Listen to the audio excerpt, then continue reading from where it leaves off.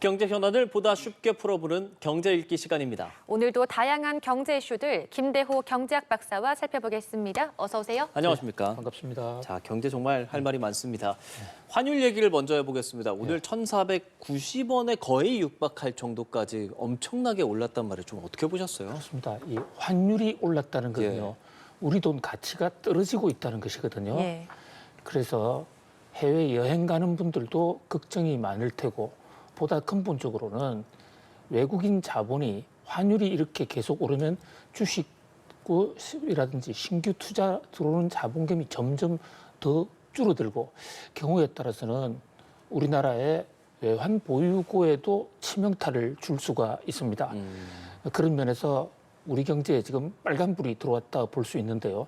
윤석열 대통령의 계엄령 사태 이후 때부터 본격적으로 환율이 뛰기 시작했거든요. 그러다가 지금 거의 1,500원 직전까지 갔습니다. 자, 지금 환율이 오르는 것은 국내적인 요인과 국외적인 요인이 동시에 지금 혼재하고 있는데요. 전국에 대한 불안감, 불확실성은 조금 거쳤지만은 트럼프 관세 때문에 한국의 수출이 급격히 줄어들 것이다. 뭐 이런 우려, 그러면 한국 경기가 침체하지 않겠느냐? 그렇다면 한국에 주식 굳이 투자할 필요가 있겠느냐? 이런 어떤 인식 속에서 외국 자본이 추가 신규 투입이 안 되고 또 있는 자금도 좀 빠져나가는 그런 현상. 이것이 이제 국내적인 요인이라고 한다면요. 바깥에서 일어나는 것은 중국입니다. 이 중국의 지금 미중 무역 전쟁 상황이 심각한데요. 자칫 잘못하면 무역 전면전까지 갈 수 있는데 그때 중국이 꺼낼 수 있는 주요한 카드가 중국 위안화를 의도적으로 아주 큰 폭으로 평가절하, 그러니까 중국의 환율을 크게 올리는 방법이 있습니다. 그 카드가 지금 벌써 나오고 있거든요. 그저께 중국 시진핑 국가주석이 주도하는 중국 경제가 벌써 위안화 가치를 크게 떨어뜨리고 있습니다. 그럼 수출이 좀 더 늘어나니까요. 근데 문제는 국제사회에서 이 위안화와 우리나라 돈이 한 패키지로 연동이 돼 있습니다. 그렇죠. 위안화 가치 떨어지면 한국 돈 가치 떨어질 것이야라는 이런 인식이 있는데다가 실제로요. 우리가 지금 중국에 대한 수출도 많기 때문에 중국 위안화가 떨어질 때 우리 위안화를 떨어뜨리지 않으면 중국 수출이 일거에 막히거든요. 그래서 한국 정부가 우리나라 환율을 계속 올릴 거야라는 그런 국제적인 인식, 이 두 개가 가세하면서 지금 전 세계에서 우리나라 돈 가치가 가장 빠른 속도로 떨어지고 있습니다. 오히려요. 그동안의 요인이 됐던 것은 달러 강세인데 달러는 지금 강세가 꺾였습니다. 그럼에도 불구하고 중국발 위안화 폭탄, 그다음에 트럼프 관세 폭탄으로 한 국내 경기 침체 우려, 이런 것들이 지금 우리나라 원화 가치를 폭락시키고 있다, 이렇게 볼 수 있습니다. 예. 그런데 이런 가운데 미국 국채 금리는 2거래일 연속 상승했다고 합니다. 이런 가운데 이렇게 미국 금리가 오르는, 미국 국채 금리가 상승하는 이유는 무엇입니까? 예, 이 대목 지금 세계 경제에 아주 돌발 변수로 해서 우리나라뿐만 아니라 전 세계가 지금 주목을 하고 있습니다. 자, 지금 미국의 국채 금리는 트럼프 대통령 취임 이후에 계속해서 떨어져 왔었습니다. 그런데 갑자기 국채 금리가 좀 올랐어요. 왜 올랐느냐? 이게 중국 요인과 또 미국 뉴욕 증시 폭락, 이 두 가지가 겹쳤는데요. 통상적으로 미국의 뉴욕 증시가 떨어지면 글로벌 돈은 안전자산으로 움직입니다. 주식은 좀 위험하니까, 수익도 많지만 위험하니까 위험자산의 돈이 안전자산으로 가서, 그러면 증시 돈이 채권 시장으로 가면 채권은 가격이 오르고 채권 금리는 떨어져야 정상입니다. 최근까지도 채권 금리가 떨어졌었거든요. 이것은 트럼프 대통령이 바라는 정책이기도 한데, 그런데 지금 금융시장이 미국 내에서 워낙 갑자기 빠른 속도로 이 주가가 하락하다 보니까 이를테면 마진 콜이라고 그래서요. 선물 거래를 했는데 증거금이 부족하다든지 공매도를 해놨는데 그 돈이 부족하다든지 이를 순간적인 증거금 부족을 국채 투자하는 거나 금 투자하는 거에서 돈을 빼내거든요. 그래서 가장 안전자산으로 지금 금, 그다음에 미국 국채, 이 두 개를 꼽는데 이 둘 다 이거마저 떨어지고 있습니다. 이 얘기는 지금 그만큼 세계 금융시장이 트럼프의 관세 폭탄 앞에 그야말로 발작적 증세를 보이고 있다. 텐트럼 현상을 보이고 있다. 이렇게 볼 수 있습니다. 그 국제 유가가 떨어진 것과 지금 말하는 이 상호 관세는 어떤 연관이 있는 뭐 거예요? 직접적인 관세가 있다고 봅니다. 예. 자, 상호 관세를 때리면요. 관세를 25% 때린다? 이러면 웬만한 기업이면 거의 적자를 보게 됩니다. 예. 판 물건 매출액의 25%를 미국에 세금으로 내라고 그러는데 그러면 종업은 급여주고 남는 게 하나도 없지 않습니까? 그러면 아예 수출을 중단하는 기업이 속출할 것입니다. 우리나라뿐만 아니라 전 세계적으로요. 그러면 수출을 못하는데 자기 나라에서 계속 생산하면 안 팔리고 재고만 늘어나지 않습니까? 그러면 생산량을 줄이는 겁니다. 생산량을 줄이면 석유, 전기 이런 게 당분간 사올 필요가 없겠죠.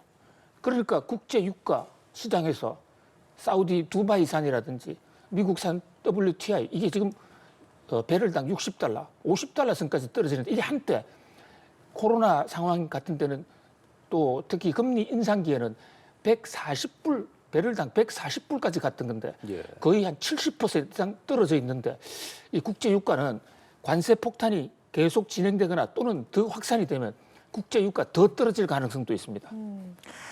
자, 지금부터 약 5분, 6분 가량 남았는데 미국의 상호 관세 오늘 오후 1시 1분부터 발효가 됩니다. 지금 우리나라는 25%죠. 중국을 보면 104%나 상호 관세를 부과합니다. 정말 이 무역 전쟁, 상호 관세 전쟁이 시작되는 건가 이런 생각이 드네요. 예, 현재 중국에 대해서는 104% 이제 지금 미국이 공언을 했는데요.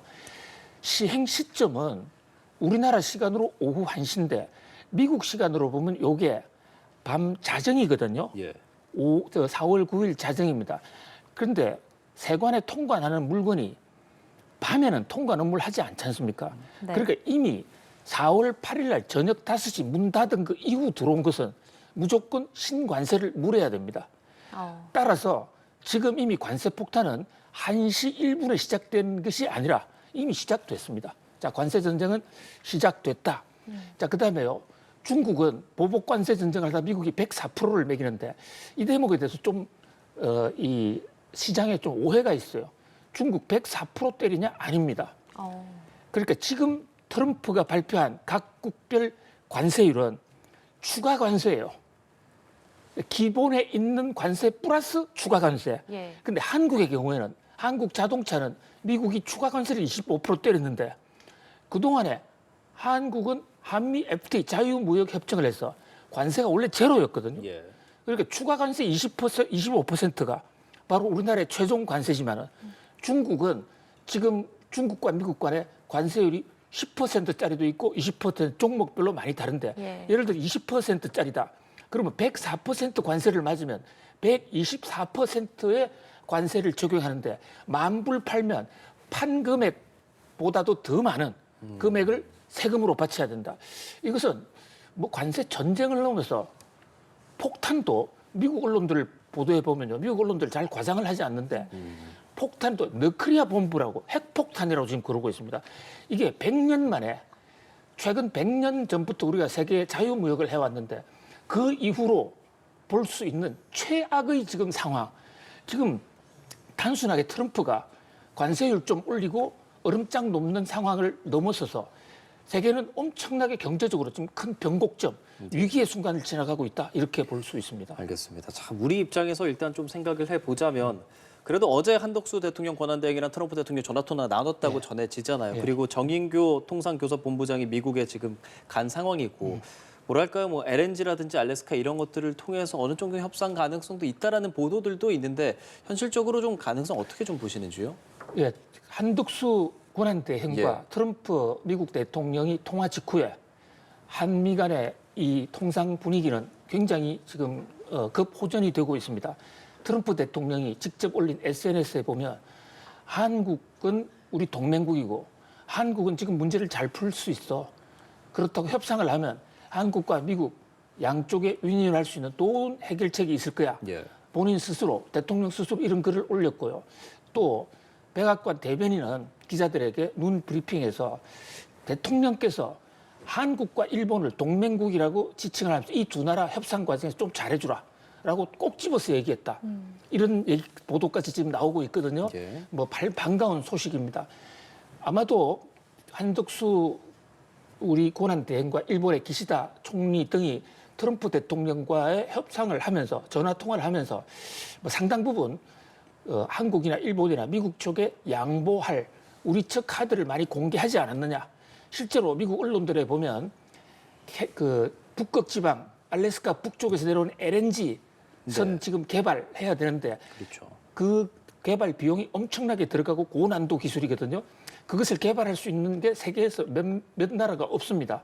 뭐 이 대목도 거론이 됐고 또 조선 산업도 거론이 됐고 또 미국의 에너지를 한국이 사오는 이런 방안도 지금 거론이 됐다고 미국 언론들은 보도하고 있는데 그러나 중요한 것은 미국은 이번에 분명히 얘기하고 있습니다. 단기적으로 관세율 낮춰주는 건 없을 것이다.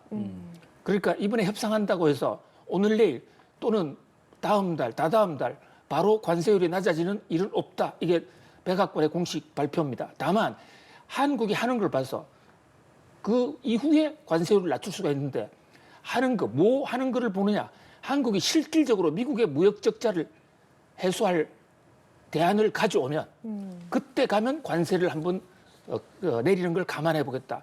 이를테면 뭐 대대적으로 한국이 미국 물건을 사온다든지 한국의 수출을 미국에 대한 수출을 중단시켜 버리다든지 이런 구체적인 한국의 조처가 아 미국의 적자를 줄이겠구나 하는 확신이 있으면 그때 가서야 이제 트럼프 대통령은 한국에 대한 관세 폭탄을 조금씩 거두어 주겠다고 그러는데 과연 협상에서 미국의 무역 적자를 대폭 줄여주는 우리 안을 우리가 다 내놓을 수 있을지 그러니까요. 또 우리가 피해가 있다면 우리가 그런 안을 받아들일 수 있을지 정말 첩첩산중인데요. 그나마 중국이라든지 일부 국가하고는 지금 전쟁 상태인데 한국과 일본은 동맹이라는 이름까지 나오고 다른 나라보다는 좀 더 잘 해결되지 않을까 나름대로 좀 낙관적인 전망을 해봅니다. 예, 그러니까요. 우리나라는 뭐 LNG 개발이라던가 조선 등등 여러 가지 카드를 가지고 협상을 해 나가야 하는데 중국을 보면 중국에서는 이 미국 국채를 다 매각할 수 있다라는 뭐 그런 카드도 있다라고 합니다. 이 부분은 어떻게 보세요? 그렇습니다. 지금 그 대목이 정말 중요한 대목 지적해 주셨는데요. 세계 핵포탄보다 더 무서운 이 경제 폭탄이 터지는 대목입니다. 예. 지금 세계 경제는요.